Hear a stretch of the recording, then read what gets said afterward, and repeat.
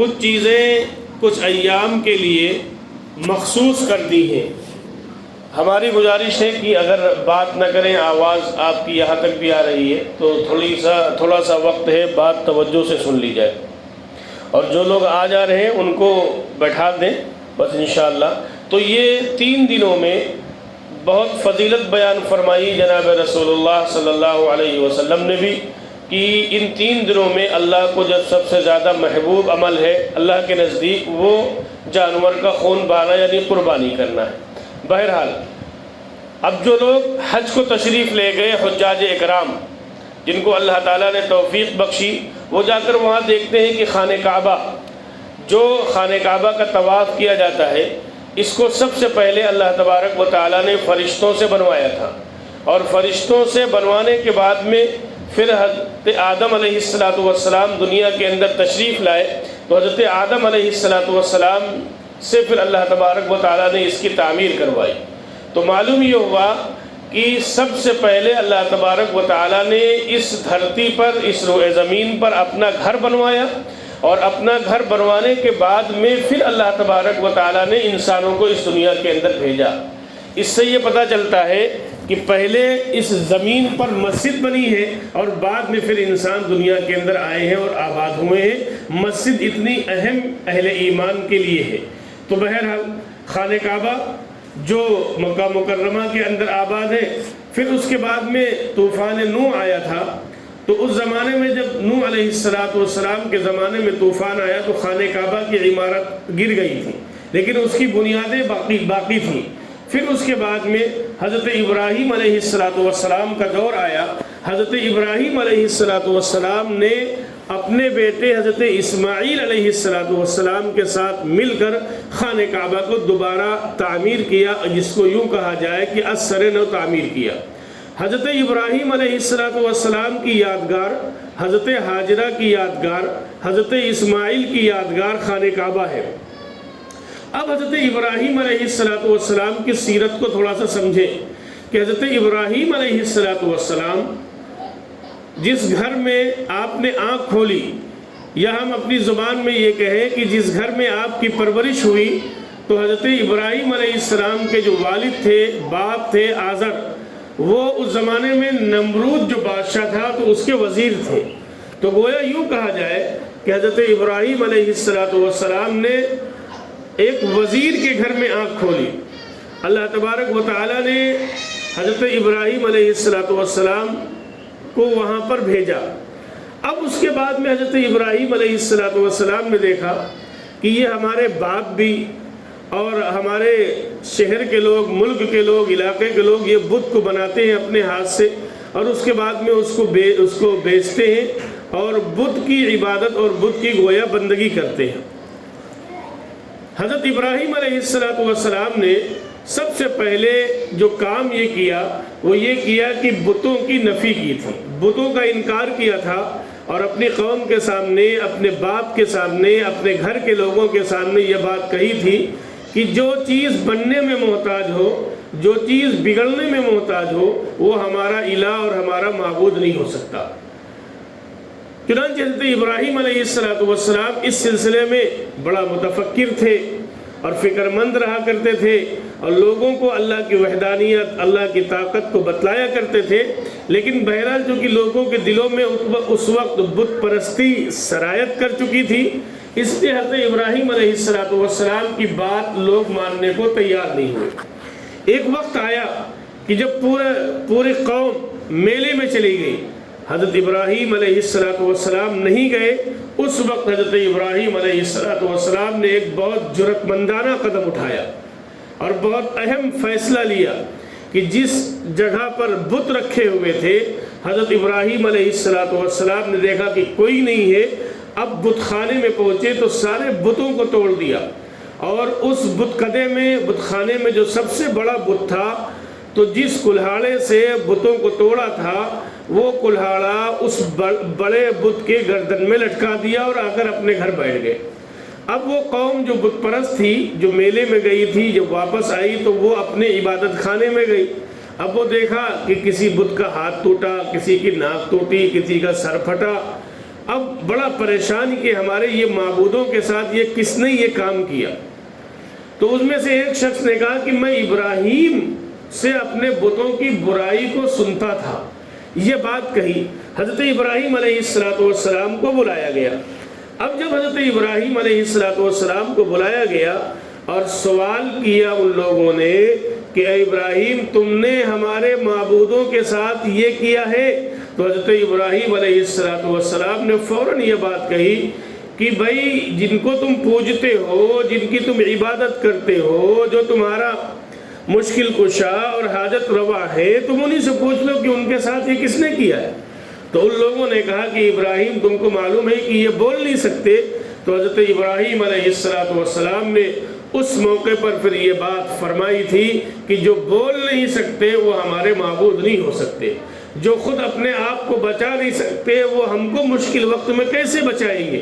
تو گویا حضرت ابراہیم علیہ السلام نے اللہ کی وحدانیت کو ان کے دلوں کے اندر اتارنا چاہا اور اللہ کی وحدانیت کو بتلایا حضرت ابراہیم علیہ السلام نے.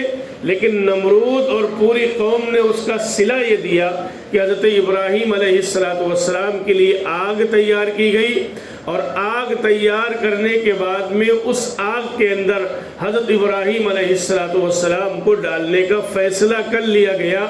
چنانچہ حضرت ابراہیم علیہ السلام کو ان لوگوں نے آگ میں ڈال دیا. حضرت ابراہیم علیہ السلام کے دل میں یہ بس بات کا یقین تھا کہ دیکھو اگر ہمیں اپنی قربانی دینی پڑے تو ہم اپنی قربانی کو دے دیں گے، لیکن ہم شرک نہیں کریں گے، ہم مشرک نہیں بنیں گے، ہم اللہ کی ذات میں، اللہ کی صفات میں کسی چیز کو شریک نہیں کریں گے.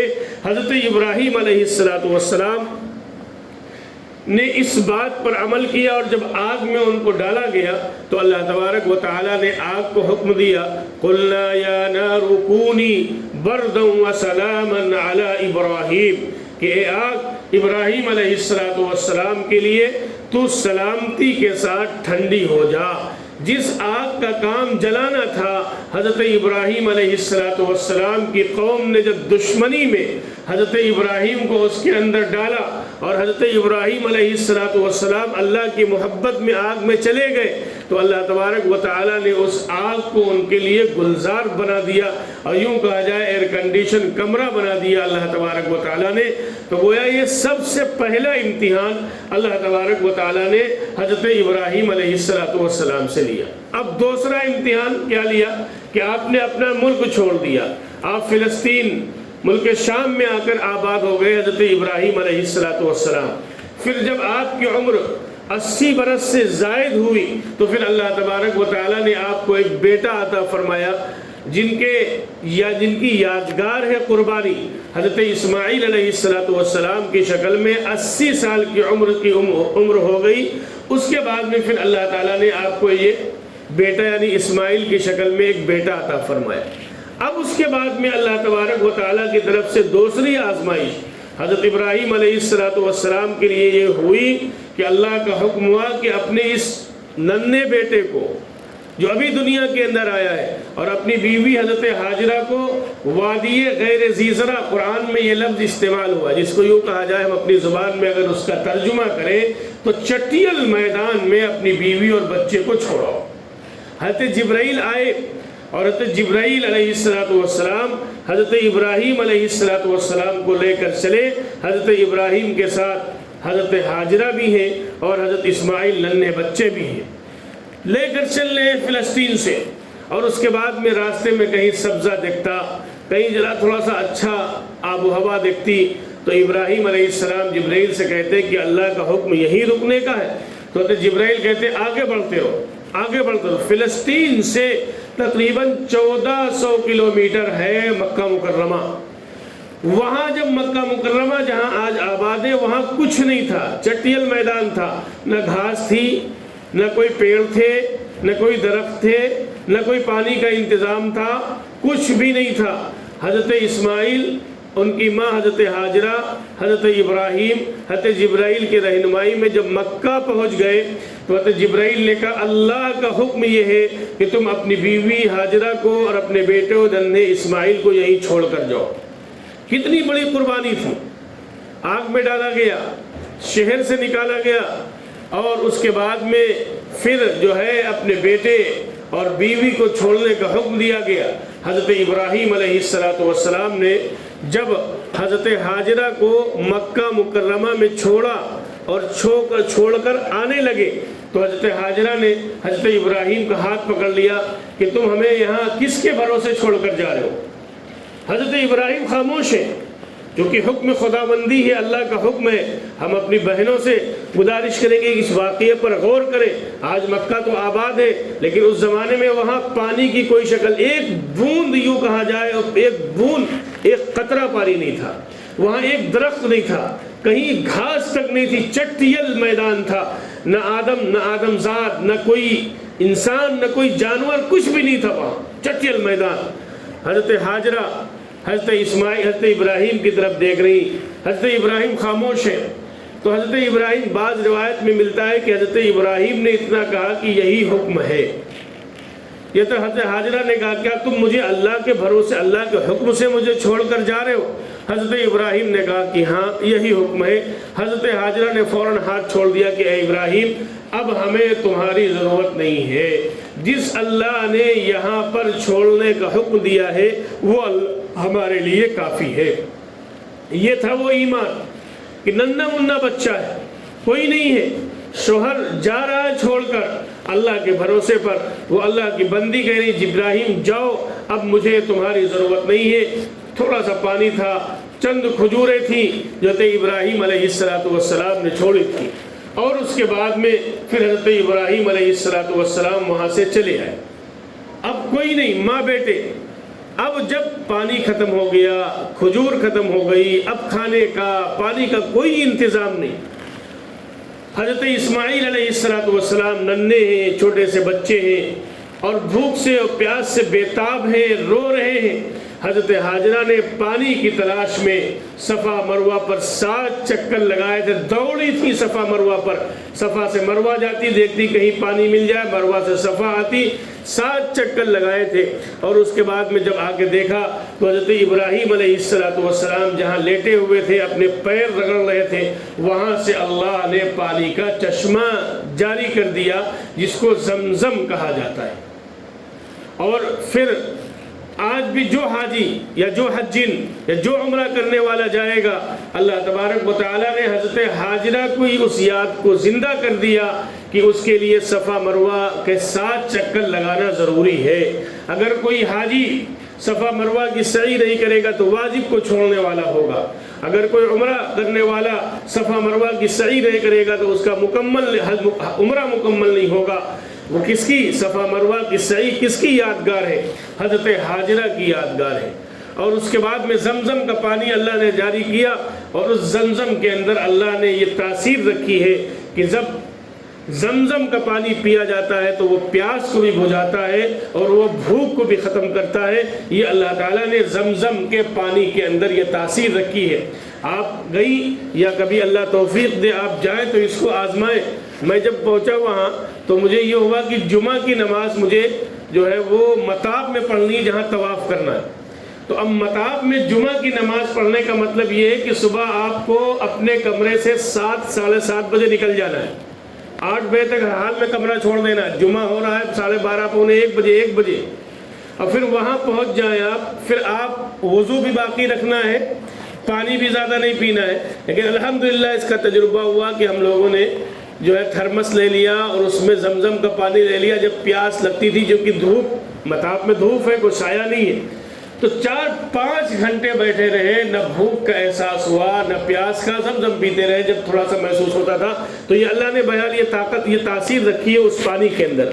تو مجھے بتلانا یہ تھا کہ حضرت ہاجرہ کی یادگار ہے صفا مروہ کی سعی، اور حضرت اسماعیل کی یادگار ہے زمزم کا پانی. اور اللہ نے اس پانی کو ایسا جاری کر دیا ہے کہ قیامت تک انشاءاللہ وہ پانی جاری رہے گا. اور اس پانی کو روزانہ لاکھوں لوگ استعمال کرتے ہیں. اب اس وقت لاکھوں حاجی وہاں موجود ہیں، سارے لوگ پانی پی رہے اور سارے لوگ اپنے اپنے ملکوں اپنے اپنے وطن لے کر آئیں گے، لیکن اس پانی میں کوئی کمی نہیں ہوگی جو کہ اللہ کی قدرت سے وہ چشمہ جاری ہوا ہے۔ تو بہرحال یہ یادگار تھی حضرت ہاجرہ کی، ان کی ایمانی قوت کا اندازہ لگائیں۔ اب اس کے بعد میں حضرت ابراہیم علیہ السلام ملتے رہے۔ اب حضرت ابراہیم علیہ السلام کی آزمائش کیا ہوئی حضرت ابراہیم کی، کہ جب اسماعیل علیہ السلام چلنے لگے، یعنی تھوڑا بڑے ہو گئے، 7 8 سال 9 سال کے ہو گئے، تو حضرت ابراہیم علیہ السلام نے حضرت اسماعیل سے کہا، قال یا بنی انی ارا فی المنام انی اذبحک فانظر ماذا تری، کہ اے میرے بیٹے میں نے یہ خواب دیکھا ہے کہ انی اذبحک، کہ میں تجھ کو ذبح کر رہا ہوں، فانظر ماذا تری، تمہاری کیا رائے ہے۔ ایک باپ اپنے بیٹے سے پوچھ رہا ہے، اور نبی کا خواب وحی کے مانند ہوتا ہے۔ حضرت ابراہیم علیہ السلام اپنے بیٹے حضرت اسماعیل سے کہہ رہے ہیں جو بچے ہیں کہ میں نے خواب دیکھا ہے کہ میں تم کو ذبح کر رہا ہوں، فانظر ماذا تری، تمہاری کیا رائے ہے۔ کتنا زبردست اللہ کی طرف سے امتحان تھا، اس ماں کے لیے کتنا امتحان تھا جس ماں نے حضرت اسماعیل کی تنہائی میں پرورش کی ہو، اکیلے میں پرورش کی ہو، اور اس کے بعد میں پھر حضرت اسماعیل کے لیے کتنی آزمائش تھی کہ ایک بچہ کیا جواب دے گا۔ پھر حضرت ابراہیم کے لیے کتنا سخت امتحان تھا کہ بڑھاپے میں اللہ نے بیٹا عطا کیا ہے، اور اللہ یہ حکم دے رہا ہے کہ اپنے اس بیٹے کو ذبح کرو۔ تو گویا یہ تینوں کے لیے آزمائش تھی، ماں کے لیے آزمائش، بیٹے کے لیے آزمائش، باپ کے لیے آزمائش۔ لیکن حضرت ابراہیم علیہ السلام، حضرت اسماعیل علیہ السلام، حضرت ہاجرہ، یہ اللہ کے وہ بندے تھے، اللہ کی وہ بندیاں تھیں جن کے دل، جن کے رگ و ریشے میں اللہ کی محبت سرایت کی ہوئی تھی۔ چنانچہ ابراہیم علیہ السلام نے جب اپنے بیٹے سے کہا، فانظر ماذا تری، اے بیٹے میں تجھ کو ذبح کر رہا ہوں، تیری کیا رائے ہے؟ تو حضرت اسماعیل نے کہا تھا، قال یا ابت فعل ما تؤمر ستجدنی ان شاء اللہ من الصابرین، کہ اے ابا جان آپ کو جو حکم ملا ہے آپ اس حکم کو کر گزریے، انشاءاللہ من الصابرین، آپ اگر اللہ نے چاہا تو مجھے صبر کرنے والوں میں سے پائیں گے۔ حضرت اسماعیل نے اجازت دے دی کہ آپ مجھ کو ذبح کریں۔ کتنا اہم مرحلہ ہوگا کہ حضرت ابراہیم علیہ السلام مکہ سے لے کر منی کی طرف آتے ہیں، اپنے بیٹے کو حضرت اسماعیل کو، اور اس کے بعد میں وَتَلَّهُ لِلْجَبِينِ، پیشانی کے بل ان کو لٹا دیتے ہیں۔ اور اس کے بعد میں قرآن کریم میں اللہ تبارک و تعالیٰ نے وہ نقشہ کھینچا ہے کہ حضرت ابراہیم علیہ السلام حضرت اسماعیل کے حلقوم پر چھری رکھ دیتے ہیں اور پوری قوت کے ساتھ چلاتے ہیں۔ قد صدقت الرؤیا انا كذلك نجزي المحسنین انه من عبادنا المؤمنین۔ حضرت ابراہیم علیہ السلام نے پوری طاقت کے ساتھ جب چھری چلائی تو اللہ تبارک و تعالیٰ کی طرف سے آواز آئی، وحی آئی، قد صدقت الرؤیا، اے ابراہیم تم نے اپنا خواب سچ کر دکھایا، انا کذالک نجزی المحسنین، اور ہم احسان کرنے والوں کو، محسنین کو ایسے ہی صلہ دیا کرتے ہیں۔ جب آنکھ کھلی تو دیکھا حضرت اسماعیل سامنے کھڑے ہوئے ہیں اور ان کی جگہ ایک دمبا ذبح ہو گیا۔ اللہ نے فرمایا وَتَرَكْنَا عَلَيْهِ فِي الْآخِرِينَ، اب اس قربانی کو ہم نے بعد والوں کے لیے باقی رکھا۔ تو حضرت ابراہیم علیہ السلام نے اللہ کے حکم سے اپنے بیٹے حضرت اسماعیل کی گردن پر چھری چلا دی تھی، آگ میں پٹی باندھے ہوئے تھے، لیکن اللہ نے فرشتوں کے ذریعے سے جنت سے دمبا بھیجا، وہ قربان ہوا، حضرت اسماعیل کو اللہ نے بچا لیا۔ امتحان مقصود تھا، ذبح کرانا مقصود نہیں تھا۔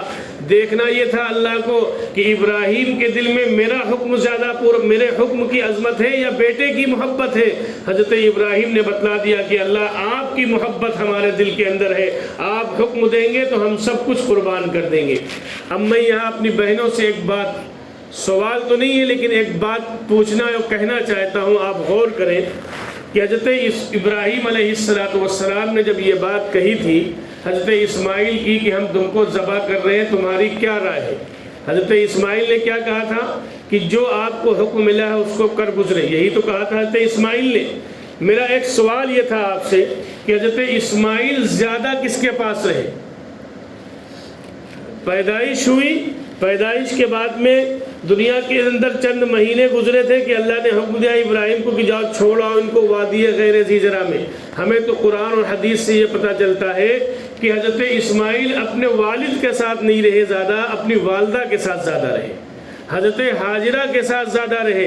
تو حضرت اسماعیل نے جو یہ بات کہی تھی کہ اے ابا آپ کو جو حکم ملا ہے اس کو آپ کر گزرے، تو اس میں یہ پتہ چلا کہ اس ماں کی تربیت کا اثر تھا، یعنی ان کی والدہ نے، ان کی اماں نے ایسی تربیت کی تھی، اور اس تربیت کے نتیجے میں ان کے ذہن و دماغ میں یہ بات بیٹھ گئی تھی کہ اللہ کے حکم کو پورا کرنا ہے، اللہ کے حکم کو ماننا ہے۔ اس لیے میری بہنوں، میں آپ سے گزارش کرتا ہوں کہ آپ کے ذمے اولاد کی تربیت ہے۔ آپ چاہیں گی تو بچوں کی تربیت ہو جائے گی، آپ چاہیں گی تو بچیوں کو اچھا بنا سکتی ہیں۔ آپ کے ہاتھ میں اللہ نے یہ ذمہ داری رکھی ہے، اور آپ کا اللہ نے ایسا دل بنایا ہے کہ آپ چاہیں تو اپنے بچے اور بچیوں کی تربیت کر سکتی ہیں۔ ہم ان پروگراموں سے یہی چاہتے ہیں کہ آپ وہی انداز اختیار کریں جو انداز حضرت ہاجرہ نے اختیار کیا تھا۔ حضرت اسماعیل کے لیے جیسی تربیت حضرت ہاجرہ نے کی تھی، حضرت اسماعیل کے لیے کہ جب ابا کہہ رہے کہ بیٹا تمہارے گلے پر چھری چلانا ہے، تو ایسی تربیت آپ بھی کریں کہ جب اللہ کا حکم آ جائے تو ہمارے بچے اور ہماری بچیاں اللہ کے حکم کو پورا کرنے والی بنے۔ اگر یہ تربیت کر لیں گی تو انشاءاللہ بڑا مسئلہ حل ہو جائے گا۔ آج سب سے بڑا مسئلہ ہے بچوں کی تربیت کا۔ بچوں کی تربیت کا کیا شکوہ کریں ہم آپ سے، کیا اپنا درد دل ہم آپ سے بیان کریں، اور کیا دکھ بیان کریں۔ اس وقت جو صورتحال ہے ہمارے ملک کی، ہمارے صوبے کی اور ہمارے شہر کی، آئے دن آپ بھی سنتی ہوں گی، آپ کو بھی معلوم ہے کہ پورا منصوبہ ہے حکومت کا، پورا پلان ہے RSS کا۔ یہ بات مجھے کہنے میں کوئی قباحت نہیں، اپنے لوگ بیٹھے ہوئے کھل کے یہ بات کہی جا سکتی ہے، اور وہ اپنے لڑکوں کی ایسی تربیت کر رہے ہیں کہ مسلمان لڑکیوں کو ہندو بناؤ۔ میری بہنوں، اس وقت آپ کی ذمہ داری بڑھ جاتی ہے، آپ کی ایمانی غیرت کو للکارا جا رہا ہے، آپ کی تربیت کو للکارا جا رہا ہے۔ اس وقت ضرورت ہے کہ آپ اپنی بچیوں کے ذہن و دماغ میں یہ بیٹھا دیں، جان تو دے دیں گے لیکن محمد رسول اللہ صلی اللہ علیہ وسلم کے ذریعے سے جو کلمہ ملا ہے، جو دین ملا ہے، جو اسلام ملا ہے، جو شریعت ملی ہے، اس کو نہیں چھوڑیں گے انشاءاللہ۔ یہ آپ کی ذمہ داری ہے۔ اس انداز سے آپ کو اپنی بچی اور بچوں کی تربیت کرنی ہے۔ چیلنج ہے آپ کے سامنے اس وقت کفر کا، چیلنج ہے اس وقت آپ کے سامنے اس ملک کے کافروں کا، آپ کو چیلنج ہے، اور میری بہنوں اس چیلنج کو آپ کو قبول کرنا ہے، اور آپ کو یہ باور کرا دینا ہے کہ ہم حضرت سمیہ کو ماننے والے ہیں، ہم حضرت آسیہ کو ماننے والے ہیں، ہم حضرت خدیجہ کو ماننے والے ہیں۔ ہمارے سامنے حضرت ہاجرہ کی سیرت ہے، ہمارے سامنے حضرت اسماعیل کی سیرت ہے، ہمارے سامنے صحابیات کی سیرت ہے۔ ان سیرت کو پڑھ کر، ان سیرت کو سن کر ہم اپنی بچیوں کی تربیت کریں گے۔ بچپن سے ان کے ذہن میں، ان کے دماغ میں اور ان کے ذہنوں میں یہ بات بیٹھا دیں گے کہ ایمان اس دنیا میں سب سے بڑی دولت ہے جو اللہ تبارک و تعالیٰ نے ہمیں اور آپ کو عطا فرمائی ہے۔ محمد الرسول اللہ کی محبت سب سے بڑی دولت ہے۔ ہم تمام چیزوں پر سمجھوتا کر لیں گے، ہم بھوکے رہ لیں گے، ہم پیاسے رہ لیں گے، ہم بھوک و پیاس میں اپنی جان دے دیں گے، لیکن ہم دین کا سودا نہیں کریں گے، ہم شریعت کا سودا نہیں کریں گے، ہم اسلام کو نہیں چھوڑیں گے، ہم محمد الرسول اللہ کی محبت کو نہیں چھوڑیں گے۔ یہ آپ کو اپنے بچوں اور بچیوں کے ذہن و دماغ میں بیٹھانا ہے۔ جو صورتحال ہے، دل روتا ہے، کڑھن پیدا ہوتی ہے۔ آئے دن ہم سوشل میڈیا پہ، اخبارات کے ذریعے سے اور اپنے معاشرے میں دیکھتے ہیں کہ ہماری بچی غیر مسلم کے ساتھ چلی گئی۔ آئے دن یہ واقعات ہوتی ہیں، آئے دن روزانہ یہ واقعات ہو رہے ہیں۔ اس لیے ضرورت پڑی ہے کہ ان پروگراموں کے کرنے کی۔ ان پروگراموں کا مقصد جون کے مہینے میں تقریباً روزانہ ہم نے پروگرام کیا جیت گھر میں۔ ہمارا مقصد یہ تھا کسی طریقے سے ہم ذہن و دماغ میں اپنے بھی اور اپنی بہنوں کو اور اپنی بچیوں کے اور اپنی بیٹیوں کے ذہن و دماغ میں ہم یہ بات بیٹھا سکیں کہ دیکھو ہم سب کچھ کر لیں گے، سب کچھ گوارا ہے، لیکن دین کو چھوڑنا گوارا نہیں ہے، اسلام کو چھوڑنا گوارا نہیں ہے، جناب رسول اللہ صلی اللہ علیہ وسلم کے دامن کو چھوڑنا گوارا نہیں ہے۔ یہ مقصد تھا آج آپ کو بلانے کا، اور یہی مقصد ہے ان اجتماعات کا، اور یہی مقصد ہے ان پروگراموں کا کہ اسلام کی عظمت ہمارے دلوں کے اندر بیٹھے، محمد الرسول اللہ کی محبت ہمارے دلوں کے اندر بیٹھے۔ ہم دیکھیں صحابہ نے کیسی تربیت کی تھی اپنے بچوں کی اور اپنی بچیوں کی۔ شعب ابی طالب کا وہ محاصرہ مکہ مکرمہ کے اندر جب جناب رسول اللہ صلی اللہ علیہ وسلم نے اپنی نبوت کا اعلان کیا ہے، اور اس نبوت کے اعلان کے بعد میں جب مکہ کے لوگوں نے آپ کا سوشلی بائیکاٹ کیا ہے اور ایک گھاٹی کے اندر قید کر دیا ہے، صحابہ ہیں، صحابیات ہیں، نبی ہیں اور کوئی نہیں ہے، اور اعلان لگا دیا تھا مکہ میں کہ کوئی شخص ان مسلمانوں کے ہاتھ سامان نہیں بیچے گا اور کوئی ان سے کوئی چیز خریدے گا نہیں۔ میری بہنوں، یہ جو بائیکاٹ کیا تھا مکہ کے لوگوں نے، یہ پونے 3 سال کا بائیکاٹ تھا، پونے 3 سال کا بائیکاٹ تھا۔ اب آپ سوچیں کہ مکہ والے سے کچھ خرید نہیں سکتے، گھر میں جو کچھ ہے وہ بیچ نہیں سکتے، نہیں کوئی چیز لا نہیں سکتے، پونے 3 سال، ابھی 3 مہینے کا لاک ڈاؤن ہوا، کیسے حالات آ گئے ملک میں؟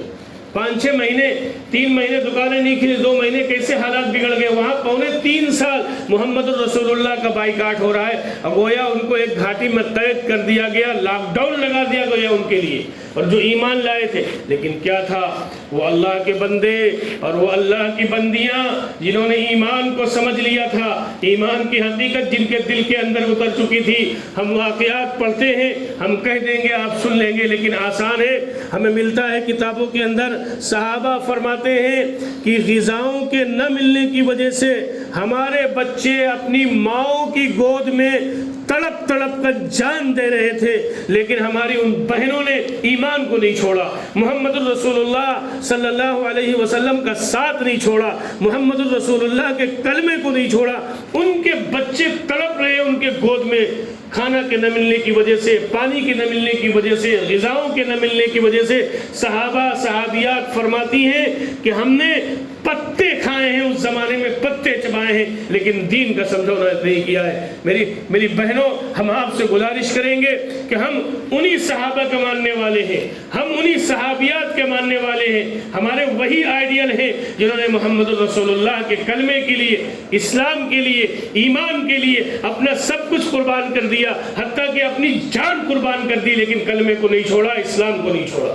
اب آپ سوچیں کہ جب مکہ کی زندگی تنگ ہو گئی تو حضور صلی اللہ علیہ وسلم کی اجازت سے صحابہ حبشہ ہجرت کر گئے، صحابہ بھی گئے، صحابیات بھی گئے، اور اس کے بعد میں پھر دوسری ہجرت صحابہ نے اور خود جناب رسول اللہ صلی اللہ علیہ وسلم نے مدینہ منورہ کی فرمائی دوسری ہجرت، جس میں صحابہ اور صحابیات سب لوگ گئے۔ کتنی بڑی قربانی تھی صحابہ اور صحابیات کی، اپنا گھر چھوڑا تھا، اپنے رشتہ دار چھوڑے تھے، اپنی جائیداد چھوڑی تھی، اپنا کاروبار چھوڑا تھا، کیوں؟ اپنے دین کو بچانے کے لیے، اپنے ایمان کو بچانے کے لیے انہوں نے مکہ چھوڑ دیا، جہاں پیدا ہوئے، جہاں پلے بڑھے، جہاں جوان ہوئے، جہاں ان کا سب کچھ تھا، وہ سب کچھ چھوڑ کر دین کے لیے چلے گئے مدینہ منورہ کہ ہم اسلام پر باقی رہیں گے، شریعت پر باقی رہیں گے، محمد الرسول اللہ کے دین پر باقی رہیں گے۔ سب چھوٹ رہا ہے تو چھوٹ جائے۔ یہ قربانیاں دی ہیں اس دور کے صحابہ نے، یہ قربانیاں دی ہیں اس دور کی صحابیات نے، اس دور کی اللہ کی بندیوں نے، اس لیے ہمارے لیے وہ آئیڈیل ہیں اور ہمارے لیے وہ نمونہ ہے۔ ہم اپنی بچیوں سے گزارش کریں گے، دیکھو اچھی تعلیم حاصل کرو، ٹھیک ہے، ضرورت ہے، حجاب کے ساتھ تعلیم حاصل کرو۔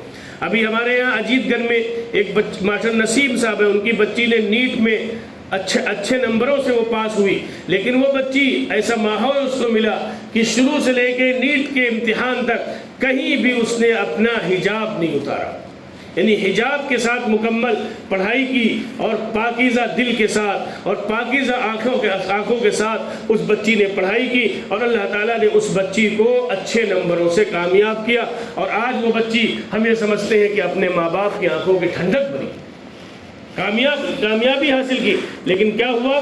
اپنے دین سے سمجھوتا نہیں کیا، اپنی شریعت سے سمجھوتا نہیں کیا۔ اس لیے تعلیم حاصل کرنا ہے، تعلیم ضروری ہے، لیکن اس تعلیم کے ساتھ ساتھ دین کی بھی حفاظت ہو، ایمان کی بھی حفاظت ہو، اسلام کی بھی حفاظت ہو۔ ہمارا آپ کا یہ علاقہ بیگم پروا، بابو پروا، اجیت گنج، یہ سمجھ لیجئے بالکل جکڑا ہوا ہے ان برائیوں سے، معاشرے کی یہ برائیاں جو ہیں، ان برائیوں میں بالکل جکڑا ہوا ہے۔ ہمارے پاس تو بہت سی رپورٹیں ہیں، ہم نے تو باقاعدہ نوجوانوں کی ایک ٹیم بنائی ہوئی ہے، اور اس ٹیم میں ہم روزانہ ہمارے پاس خبریں آتی ہیں کہ اس بچی کو غیر مسلم بچہ یہاں پر چھوڑنے آتا ہے۔ الحمدللہ اس پر ہم کام کر رہے ہیں، والدین تک، گھر تک بات پہنچا رہے ہیں۔ پرسوں परमपुरवा की एक बच्ची के बारे में मालूम हुआ, जामा मस्जिद है परमपुरवा में, उसके पड़ोस बगल में घर है, वहाँ हमने उन नौजवानों की टीमों को भेजा पूरे प्रूफ के साथ, फोटोओं के साथ। अल्हम्दुलिल्लाह हम इस पर काम कर रहे हैं, उस लाइन से भी काम कर रहे हैं और इस लाइन से भी काम हो रहा है। हम सिर्फ ये पैगाम आपको देना चाहते हैं कि आप बचपन से अपने बच्चों के ज़हनों में जनाब रसूलुल्लाह सल्लल्लाहु अलैहि वसल्लम की मोहब्बत को बैठा दो, ऐसी तरबियत उनकी कर दो और ऐसी तरबियत उनकी कर दो कि उनको अगर कोई दीन इस्लाम से हटाना चाहे तो वो हटा ना सके, ऐसी उनकी तरबियत कर दो, ऐसा माहौल उनका बना दो। दूसरी हमारी गुजारिश ये है कि घरों में नमाज़ों का ख़ास अहतमाम करें, आप भी नमाज़ों का अहतमाम करें, हमारी बहनें भी नमाज़ों का अहतमाम करें, बच्चियों से भी नमाज़ों का अहतमाम कराया जाए, घर के मर्दों को भी मस्जिद भेजा जाए नमाज के लिए। बाकायदा ये तय कर लें कि हमारे घर में कोई बेनमाजी नहीं रहेगा। अगर आप तय कर लेंगी, आप कोशिश कर लेंगी तो इंशाअल्लाह नतीजा बहुत अच्छा निकलेगा, पूरा मुआशरा हमारा नमाजी बन जाएगा। तीसरी बात इस सिलसिले की ये है कि आप ये तय कर लें कि हमारे घर में कुरान की तिलावत रोज़ाना के हिसाब से होगी।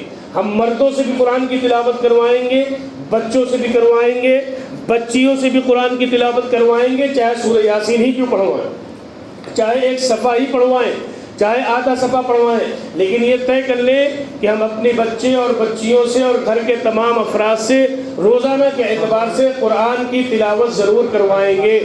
तो नमाज की पाबंदी, कुरान की तिलावत की पाबंदी, बचपन में बच्चों को मकतब भेजना, कुरान की तालीम दिलाना, उर्दू की तालीम दिलाना और मकतब की तालीम दिलाना, इसी तरीके से बच्चियों को कुरान बचपन में पढ़ाना, उर्दू की तालीम दिलाना। और हम ये कहते हैं कि जो बच्चे या घर की ख़वातीन उर्दू पढ़ी हैं तो अपने घर में किताब की तालीम करें, जैसे हिकायात सहाबा है। इसी तरीके से बेहश्ती ज़ेवर, हज़रत थानवी अलैहिर्रहमा की किताब है, उस बेहश्ती ज़ेवर को मंगा लें, उस बेहश्ती ज़ेवर को मंगा लें, उसको भी पढ़ें। उनमें बच्चियों के मसाइल भी हैं, हिंदी में भी है, उर्दू में भी है, इंग्लिश में भी तमाम किताबें हैं। लेकिन अपने घर को ऐसा बनाने की कोशिश करें कि हमारा ये घर मुहम्मद रसूलुल्लाह सल्लल्लाहु अलैहि वसल्लम के ग़ुलाम का घर है, मुहम्मद रसूलुल्लाह सल्लल्लाहु अलैहि वसल्लम के मानने वाले का घर है। ऐसे नमूने का घर हम अपना बनाने की कोशिश करें। इस तरीके से अगर आप मेहनत कर लेंगी, आप कोशिश कर लेंगी तो इंशाअल्लाह बातिल से मुकाबला करना हमारा आसान हो जाएगा। सब कुछ आपके हाथ में है, आपकी तरबियत। घर में उस वक्त तक न सोएं जब तक कि दीन का कुछ मुज़ाकिरा न हो जाए। जिस वक्त घर के सारे अफराद बैठते हों, रात में किसी वक्त भी कुछ दीन का मुज़ाकिरा घर में होना चाहिए। पैगम्बर सल्लल्लाहु अलैहि वसल्लम का तज़किरा हमारे घरों में होना चाहिए, सहाबा का तज़किरा हमारे घरों में होना चाहिए, सहाबियात का तज़किरा हमारे घरों में होना चाहिए, बुज़ुर्गान दीन औलिया अल्लाह का तज़किरा हमारे घरों में होना चाहिए। कोई दिन ऐसा न जाए जिस दिन हमारे घरों में दीन का, इस्लाम का और शरीयत का इसका तज़किरा ना हो। हमारे घर इन चीज़ों से तकरीबन खाली हो रहे हैं, तो इन चीज़ों को भी अपने घरों में आबाद करना है, तरबियत की फ़िक्र करनी है, नमाज़ों का एहतमाम करना है, बच्चों और बच्चियों को अच्छे माहौल में रखना है, शुरू से उनको हिजाब दिलाने की कोशिश करनी है, घर के माहौल को अच्छा बनाना है, मोहब्बत से, शफ़क़त से अपने बच्चों और बच्चियों को समझाना है कि देखो हम मुसलमान हैं, हमने मुहम्मद रसूलुल्लाह सल्लल्लाहु अलैहि वसल्लम का कलमा पढ़ा है, हम उनके उम्मती हैं और हमें उन्हीं की मोहब्बत में जीना है और उन्हीं की मोहब्बत में मरना है। घर में कोई फ़र्द कोशिश करे कि झूठ न बोले। हम बच्चियों से गुजारिश करेंगे कि अगर भाई झूठ बोल रहा है तो आप भाई को समझाएं, भाई झूठ न बोलो करो, अल्लाह को ये पसंद नहीं है। वालिद झूठ बोल रहे हैं तो मोहब्बत से समझाएं, अब्बा झूठ न बोला करें, ये अल्लाह को झूठ पसंद नहीं है। ये तय कर लेंगे तो इंशाअल्लाह मुआशरा अच्छा बनेगा, समाज अच्छा बनेगा, और जब मुआशरा और समाज अच्छा बनेगा तो बातिल अपने मंसूबों में नाकाम हो जाएगा। यही कुर्बानियाँ थी, यही चंद गुजारिशात थी, यही चंद बातें थी जो मैंने आपके सामने अर्ज़ की। अल्लाह इस गुनहगार को भी अमल की तौफ़ीक़ दे, आपको भी अल्लाह अमल की तौफ़ीक़ दे। आप चाहेंगी तो अपने बच्चे और बच्चियों की अच्छी तरबियत कर ले जाएंगी। शुरू में मैंने कहा था ये चंद दिन जैसे बाकी, अभी स्कूल की भी छुट्टी है, बच्चे हैं, बच्चियाँ हैं, उनको रोज़ा रखवाएँ। اور ایک گزارش آخر میں اور کر کے بات اپنی ختم کر لوں، 24 گھنٹے میں کوئی وقت آپ نکالیں، 10 منٹ، 5 منٹ، 15 منٹ، 20 منٹ، کوئی وقت نکالیں، اور وقت نکال کر اللہ کے سامنے مصلی پر بیٹھ جائیں اور روتی رہیں آپ۔ صرف اس وقت کوئی وقت نکالیں، 10 منٹ کا، 5 منٹ کا، 20 منٹ کا، صرف اللہ کے سامنے رونا ہے، اور رو کر آپ کو اللہ سے کیا مانگنا ہے؟ صرف یہ مانگنا ہے، اللہ ہماری پوری امت مسلمہ کی بچی اور بچیوں کی ایمان کی حفاظت فرما دے۔ ہماری کوشش بھی ہو اور کوشش کے ساتھ اللہ سے دعا ہو۔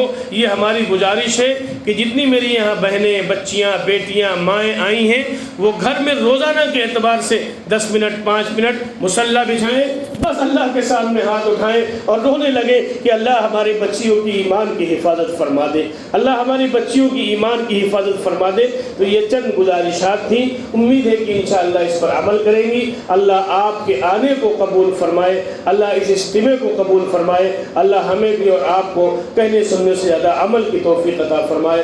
وآخر دعوانا ان الحمدللہ رب العالمین۔ دعا کر لیں، الحمدللہ رب العالمین، اللہم صلی علی سیدنا محمد وعلی آل سیدنا محمد وبارک وسلم، یا اول الاولین ویا آخر الآخرین ویا ذی القوة المتین ویا راحم المساکین ويا أرحم الراحمين، ربنا ظلمنا أنفسنا وإن لم تغفر لنا وترحمنا لنكونن من الخاسرين، ربنا آتنا في الدنيا حسنة وفي الآخرة حسنة وقنا عذاب النار، ربنا لا تجعلنا فتنة للقوم الظالمين ونجنا برحمتك من القوم الكافرين، ربنا اغفر لنا ولإخواننا الذين سبقونا بالإيمان ولا تجعل في قلوبنا غلا للذين آمنوا ربنا إنك رؤوف رحيم، ربنا اغفر لي ولوالدي وللمؤمنين يوم يقوم الحساب، ربنا لا تؤاخذنا إن نسينا أو أخطأنا،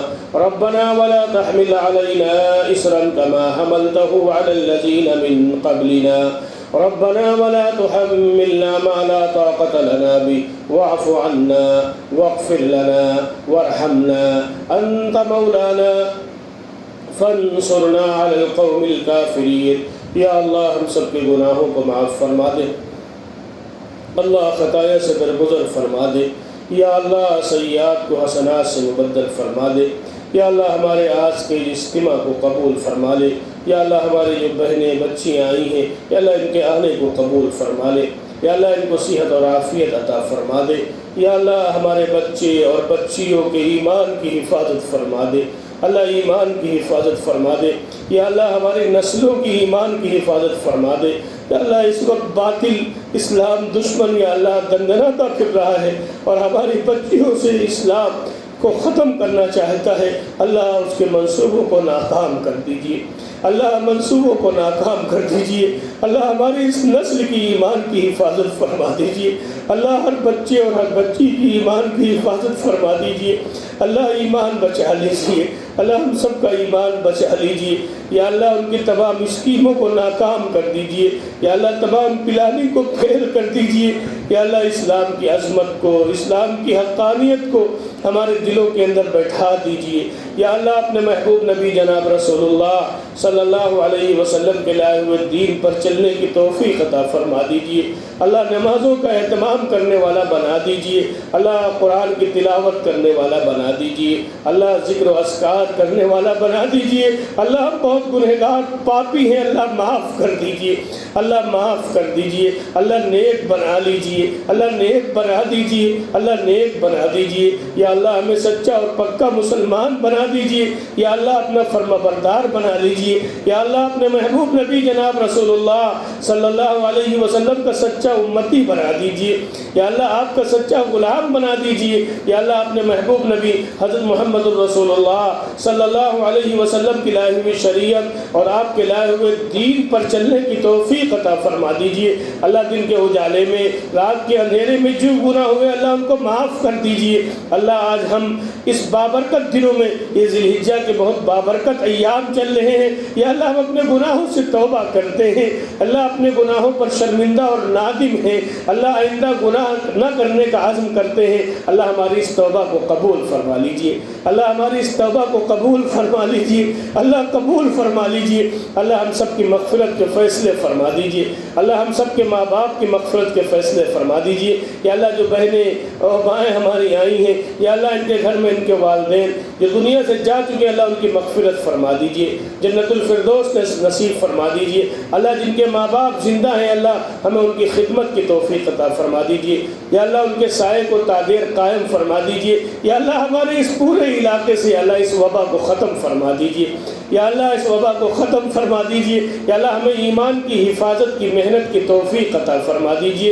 اے بار الہ، اے بار الہ، دین کی محنت کے لیے قبول فرما لیجئے۔ اللہ جو تھوڑا بہت کام ہو رہا ہے، یا اللہ اس کو قبول فرما لیجئے۔ یا اللہ اخلاص عطا فرما دیجئے۔ یا اللہ ان اجتماعات کو بچیوں کی ایمان کی حفاظت کا وسیلہ بنا دیجئے، اللہ ایمان کا ذریعہ بنا دیجئے۔ یا اللہ اس ملک میں مسلمانوں کی جان، مال، عزت و آبرو کی حفاظت فرما دیجئے، مساجد کی حفاظت فرما دیجئے، مراکز کی حفاظت فرما دیجئے، مدارس کی حفاظت فرما دیجئے۔ یا اللہ ہمارے جوانوں کی حفاظت فرما دیجئے، بوڑھوں کی حفاظت فرما دیجئے، ہماری ماں بہنوں کی حفاظت فرما دیجئے۔ اللہ جب تک زندہ کر دین و اسلام پر زندہ رکھ۔ یا اللہ خاتمے کے وقت ہم سب کی زبانوں پر کلمہ لا الہ الا اللہ محمد الرسول اللہ کو جاری فرما دیجئے۔ اللہ بیماروں کو شفا عطا فرما دیجئے، پریشان حالوں کی پریشانیوں کو دور فرما دیجئے۔ اللہ جو بے اولاد ہیں ان کو نیک اور صالح اولادیں عطا فرما دیجئے۔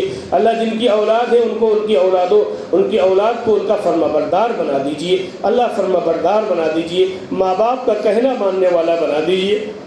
یا اللہ ہماری دعاؤں کو محض اپنے فضل کرم سے اور اپنے محبوب نبی امام الانبیاء جناب رسول اللہ صلی اللہ علیہ وسلم کے صدقے طفیل میں قبول فرما لیجئے۔